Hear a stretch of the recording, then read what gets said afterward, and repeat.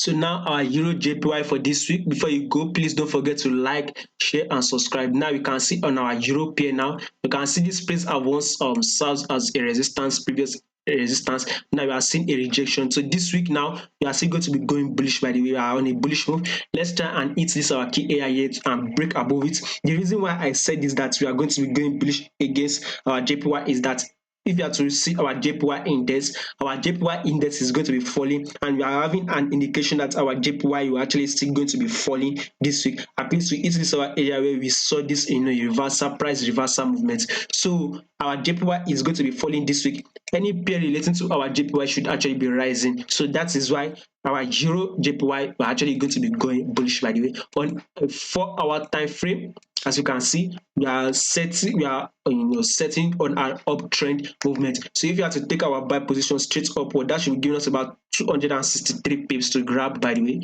to our previous higher highs. We are going to be having that bullish move giving us like a double top movement. Then we'll actually see a 4. We would want to have a double top on our daily time frame. By the way, we would want to have a bullish move, have a double top, then price will come down to this our area here. So above all, our Euro against our JPY is going bullish, by the way. So, and that is about 260 plus pips, so in 263 pips to grab if you have to take our buy position right now.